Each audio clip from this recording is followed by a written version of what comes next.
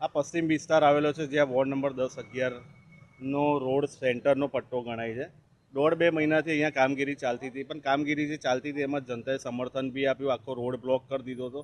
એ બી વાત બરાબર છે કે ભાઈ તકલીફ પડે કે જ્યારે કામ ચાલતું હોય, પણ કામ ચાલ્યા કર્યા પછી બી આજે લાખો ગેલન પાણી વેસ્ટ જઈ રહ્યું છે, જે લોકોને 2 ટાઈમ પીવાનું પાણી નહીં મળતું. એના કરતાં બી વિશેષ અહીંયા વરસાદ પડ્યો હોય એવી પરિસ્થિતિ, પૂર જેવું નિર્માણ થયું છે. અને હમણાં હાલમાં મેં જાતે એક કાકા અને 2 એક્સિડન્ટ થતાં પડતા જોયા, એમને મેં ઊભા કર્યા, એમને બચાયા. તો આજે કંઈક અકસ્માત થાત અને કંઈ મોટું સ્વરૂપ થાત તો એના જવાબદાર વોર્ડ ઓફિસર હોત, વોર્ડ અધિકારી હોત. અને જે તે કોન્ટ્રાક્ટર છે, આજે 1.5-2 મહિના થઈ ગયા. 1.5-2 મહિના થયા પછી બી આજે પબ્લિકને આ હાલાકી ભોગવવી પડી છે, એ ખોટી વાત છે. આનો તાત્કાલિક નિરાકરણ લાવવું જોઈએ, કારણ કે નડિયાથી તળિયા સુધી ભારતીય જનતા પાર્ટીનું શાસન છે, ધારાસભ્ય એમના, કોર્પોરેટર એમના.